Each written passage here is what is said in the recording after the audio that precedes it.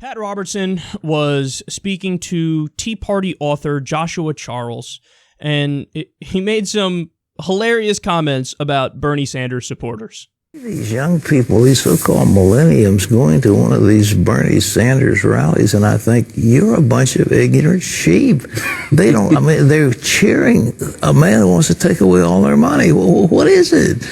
You know, I refer in the book to the founding fathers as the founding prophets. Yeah. And the reason I do that is not because, you know, they were like Ezekiel or Jeremiah or Isaiah or anything like that, but because in their writings they were so familiar with two things, human nature and human history. And when you study both, it's hard to avoid certain conclusions about what happens, and you see the same sorts of patterns. I don't say history repeats itself, but it is kind of a variation on a tune. In my opinion, at least, I respect Bernie Sanders for how honest he is, but I don't partake of his views.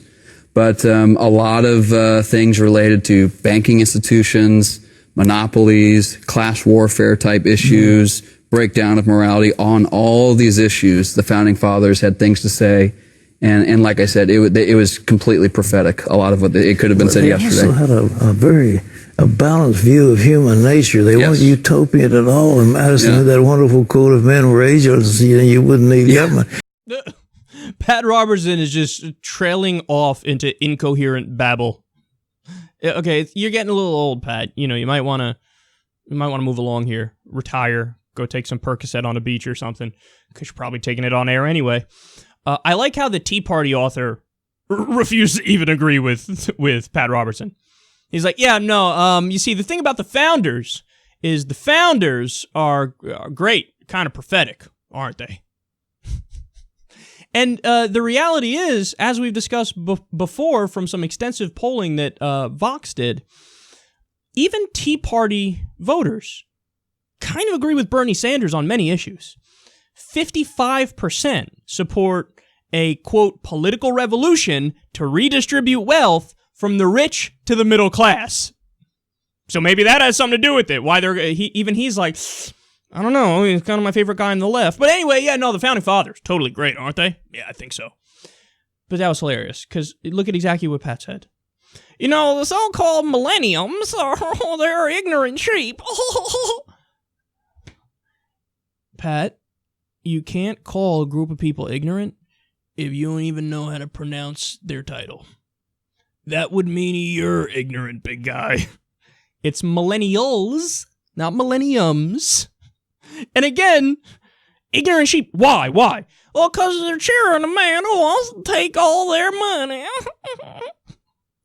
Pat, if you actually bothered to look at his tax plan, which we've gone over in detail on the show, he will not raise your taxes a penny if you make under $250,000 a year. He won't raise your taxes a penny if you do that. So you're just wrong. You just have no clue what you're talking about. And ironically, you're ignorant. The same thing you accuse them of being. And remember, we're talking about a guy here and we're doing this story later on in the show because he did it in the same program. He went on to tell this poor woman who's scared to death and she's old and her husband died. He went on to tell her in the Q&A segment, leave your job because their job is now selling some voodoo puppet or something. He's like, you got to leave that job because you don't want the voodoo coming back to haunt you. You're going to call Bernie Sanders supporters ignorant when they're researched and they know the policy substance in detail and they could probably give you more information than anybody can about any of their candidates. They're almost all wonks. They almost all care about the issues. And this is the guy who's, be afraid of the voodoo. And he's calling you ignorant. No, Pat, I believe you're the definition of ignorant, or perhaps the definition of stupid. You're still scaring people about mythological nonsense on your show in 2016. Dude, you were made for the 1950s. This kind of fear-mongering and make shit up and pretend the line The Witch in the Wardrobe is real and be afraid of witches and Dungeons and Dragons. Literally. He's done segments where he says, it's satanic, it's demonic, Dungeons and Dragons. Okay, that person, you, who did all those things, you ain't allowed to call anybody ignorant or stupid.